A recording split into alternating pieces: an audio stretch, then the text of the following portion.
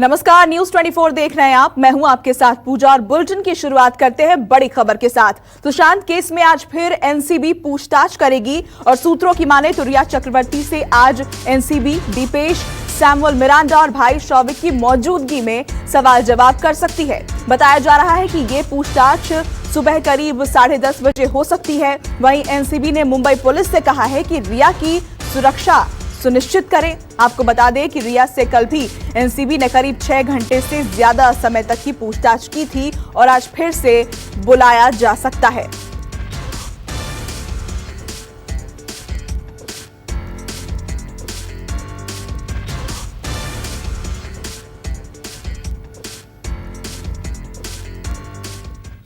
वहीं सुशांत सिंह राजपूत की मौत से जुड़े ड्रग्स मामले में देर रात एनसीबी ने एक और ड्रग पेडलर को गिरफ्तार किया है। हालांकि अभी तक ड्रग पेडलर्स की पहचान उजागर नहीं की गई है। साथ ही एनसीबी ने मुंबई पुलिस से रिया की सुरक्षा बढ़ाने की मांग की थी, जिसे देखते हुए एनसीबी दफ्तर के बाहर बैरिकेडिंग के साथ भारी पुलिस बल की तैनाती की गई है।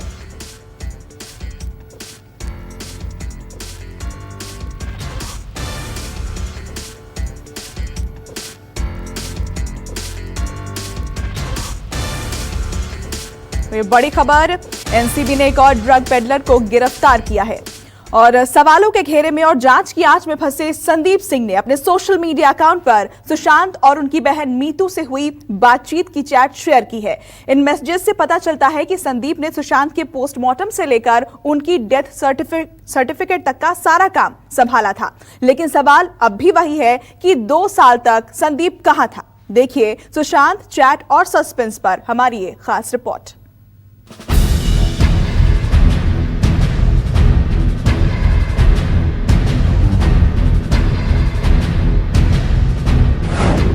सुशांत केस में कितने राज खुलेंगे?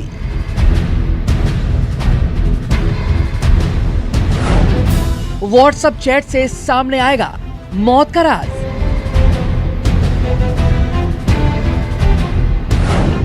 सीबीआई के रडार पर आए संदीप का इमोशनल चैट।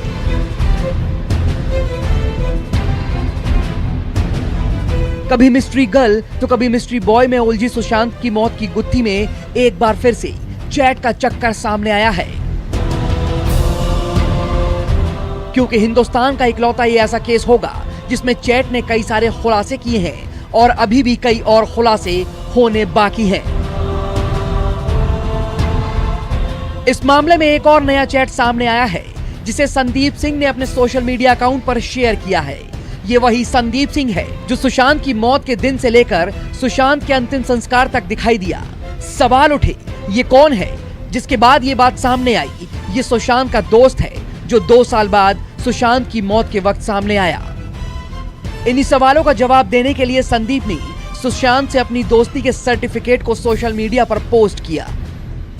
संदीप ने जो चैट शेयर किए हैं उससे तो यही पता चलता है कि सुशांत के साथ संदीप के बीच गहरी दोस्ती थी। लेकिन इन सब के बीच सवाल ये भी उठते रहे थे कि संदीप का सुशांत के घर वालों का कभी मिलना नहीं हुआ, तो फिर इतनी सहानुभूति के पीछे आखिर मकसद क्या है? या फिर कोई ऐसी बात है जिसे छुपाने की कोशिश हो रही है? सीबीआई के रडार पर आए संदीप सिंह ने साल 2018 का एक इमोशनल चैट शेयर किया जिसमें संदीप सुशांत से मिलने का प्लान बनाते हैं। सुशांत, केदारनाथ की शूटिंग के आखिरी 2 दिन हैं, 16 को बात करते हैं और फिर डिसाइड करते हैं। संदीप, ठीक है भाई, संडे को मैसेज करूंगा, शुक्रिया। इसके बाद दोनों के बीच फिर से बात होती है। 16 जून 2018 को सुशांत संदीप को मैसेज भेजते हैं और लिखते हैं, सुशांत भाई कल रात। संदीप, ठीक है भाई, किस वक्त? संदीप, भाई किस वक्त हम मिल सकते हैं? सुशांत, 8 बजे हैंगआउट विला, पवाना विलेज, लोनावाला के पास। सुशांत, भाई क्या तुम मुझे कॉल कर सकते हो? तो मैं उस हिसाब से आ सकता हूँ। संदीप, क्या हमें वहां रात भर रुकना होगा? क्या मैं अपना रूम बुक करा लूं? सुशांत, मेरा वहां पर घर है, वहीं रुकेंगे। संदीप, क्या? मैं आ रहा हूँ, आई लव यू। सुशांत, हाँ, आ जाओ भाई, यहाँ घर पर काला चिकन और मटन बनवाता हूँ, मालपुए ला सकते हो तो ले आओ आप। ऐसा ही एक और चैट संदीप ने शेयर किया जिसमें उनकी बातचीत सुशांत की बहन मीतू से होती दिखाई गई है।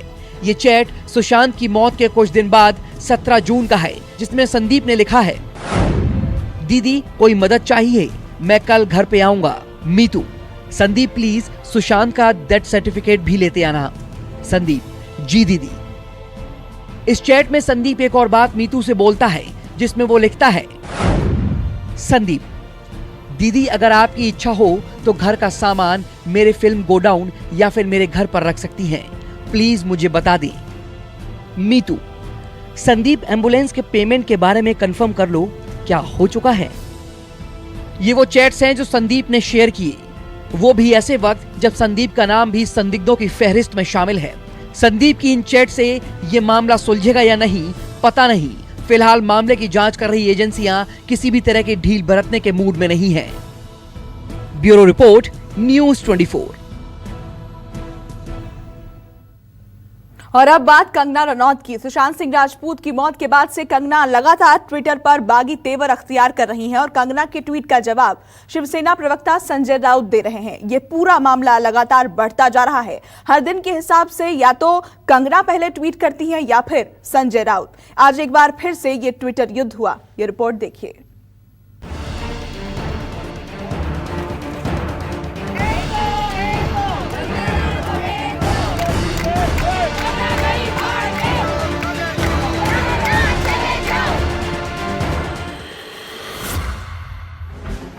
सुशांत सिंह राजपूत की मौत के मामले में एक तरफ सुशांत के फैंस इंसाफ की मांग कर रहे हैं, तो दूसरी तरफ इस मामले में महाराष्ट्र सरकार बनाम कंगना रनौत की लड़ाई भी बढ़ती जा रही है। पिछले कुछ दिनों में ट्विटर के जरिए कंगना लगातार संजय राउत के सवालों की जवाब दे रही है। इसी तरह से कंगना लगातार महाराष्ट्र सरकार और महाराष्ट्र पुलिस के खिलाफ मोर्चा खोले बैठी है। या एक लाचार बात जैसे कि सुशांत के पिताजी उनकी एफआईआर नहीं लेते हैं, मेरी स्टेटमेंट नहीं लेते हैं, तो इस प्रशासन के चलते हुए अगर मैं उनकी निंदा करती हूं, ये मेरी अभिव्यक्ति की आजादी है, मैं उनकी निंदा करती हूं। संजय जी, मैं आपकी निंदा करती हूं, आप महाराष्ट्र नहीं हैं। आप ये नहीं कह सकते कि मैंने महाराष्ट्र की निंदा की। इस देश की बेटी आपको माफ नहीं करेगी संजय जी। आपने उन सब महिलाओं का शोषण करने वालों को सशक्तिकरण किया है। क्यों नहीं माफी मांगेगी? अगर वो लड़की माफी मांगेगी महाराष्ट्र की तो मैं सोचूंगा। वो लड़की अगर मुंबई को मिनी पाकिस्तान बोलती है, क्या वो उसकी हिम्मत है अहमदाबाद को मिनी पाकिस्तान बोलने की? इससे पहले शिवसेना प्रवक्ता संजय राउत और कंगना के बीच मुंबई में आने और नहीं आने देने को लेकर ट्विटर पर काफी बहस हुई थी। मैं देख रही हूँ कि कई लोग मुझे मुंबई ना आने की धमकी दे रहे हैं, इसलिए मैंने तय किया है कि मैं 9 सितंबर को मुंबई आऊंगी। मैं मुंबई एयरपोर्ट पर पहुंचकर टाइम पोस्ट करूंगी। किसी के बाप में हिम्मत है तो रोक ले। क्या मानसिकता है? पढ़ी लिखी महिला है, उन्हें ये शोभा देता है। ये मेंटल केस है। जिस तरह से लोग बोल रहे हैं, झांसी की रानी का अपमान करते हैं। आपकी मानसिकता क्या है? धमकियां देना मेरा काम नहीं है। हवा में तलवार चलाना, हवा में बंदूक चलाना हमारा काम नहीं है। संजय जी, मैं 9 सितंबर को आ रही हूँ। आपके लोग कह रहे हैं कि आप लोग मेरा जबड़ा तोड़ देंगे, आप लोग मुझे मार डालेंगे। आप लोग मुझे मारिए। क्यों? क्योंकि इस देश की जो मिट्टी है वो ऐसे ही खून से सींच कर इस देश की जो गरिमा है और अस्मिता के लिए न जाने कितने लोगों ने अपनी जान दी है। और हम भी देंगे संजय जी, हम भी देंगे, क्योंकि हमको भी वो कर्ज निभाना है। मिलते हैं 9 सितंबर को। जय हिंद, जय महाराष्ट्र। हम लोग धमकी बिमकी नहीं देते, सबको मालूम है। धमकी, इशारा, ये हमारा काम ही नहीं है। ठीक है, अगर हमको एक बात कोई अच्छी नहीं लगती तो हम बोल देते हैं, सड़क पर उतरेंगे ज़्यादा से ज़्यादा। आपने महाराष्ट्र का अपमान करने की कोशिश की। देखिए, मुंबई में आप रहते हो, मुंबई ने आपको नाम, शौहरत, पैसा, इज्जत सब कुछ दी है। अब तक मुंबई पुलिस के भरोसे आप यहाँ रहती है। आप उसी पुलिस के ऊपर अगर आप इस प्रकार का कीचड़ उछालेंगे तो ये कौन से नीति और नियम में बैठता है? फिलहाल वो जहां मुंबई जाने का कार्यक्रम उनका 9 तारीख का है। हमारी एक जिम्मेदारी बनती है, क्योंकि वो हिमाचल से हैं, हिमाचल की बेटी है, सेलिब्रिटी है। अपनी सुरक्षा के लिए उनने पुलिस विभाग से मदद मांगी है, सरकार से मदद मांगी, वो मदद हम देंगे। इससे पहले कंगना के खिलाफ मुंबई की सड़कों पर शिवसेना की महिला विंग ने प्रदर्शन भी किया। और उनके पोस्टर्स को चप्पलों से पीटा। महाराष्ट्र सरकार ने इसे कंगना के बयान के खिलाफ लोगों का गुस्सा बताया।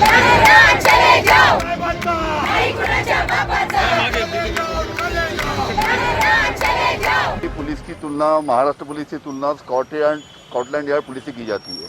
ऐसी मुंबई पुलिस की तुलना उन्होंने जो की है, ऐसी हालत में उनको महाराष्ट्र में रहने का, मुंबई में रहने का कोई अधिकार नहीं। सवाल यह है कि कंगना को लेकर अचानक इतना हंगामा क्यों होने लगा? इसके पीछे भी कंगना का एक ट्वीट है।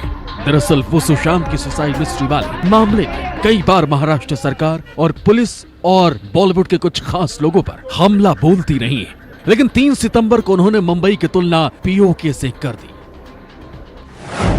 शिवसेना के नेता संजय राउत मुझे खुलेआम धमकी दे रहे हैं। उन्होंने मुझसे कहा है कि मैं लौटकर मुंबई ना आऊं। मुंबई की सड़कों पर मुझे खुलेआम धमकियां मिल रही हैं।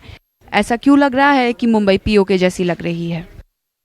जिस तरह की भाषा का वो प्रयोग कर रही हैं, हम लोग नहीं कर सकते।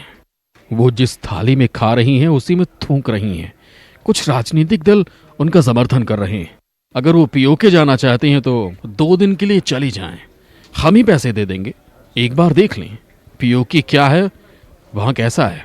वो लड़की अगर मुंबई को मिनी पाकिस्तान बोलती है, क्या वो उसकी हिम्मत है अहमदाबाद को मिनी पाकिस्तान बोलने की? अगर मुंबई के बारे में, महाराष्ट्र के बारे में कोई भी व्यक्ति जो मुंबई में रहती है, मुंबई में खाते हैं पीते हैं, मुंबई में बड़े होते हैं, कोई भी व्यक्ति के बारे में बोल रहा हूँ मैं, अगर मुंबई के बारे में, मराठी मानुष के बारे में इस प्रकार का अभद्र भाषा का इस्तेमाल कोई भी करता है, कोई भी अगर हमारे में से कोई करता है, तो मैं भी यही कहूँगा, महाराष्ट्र की माफ़ी मांगो, मुंबई की माफ़ी मांगो, आप पूछ ले उनको।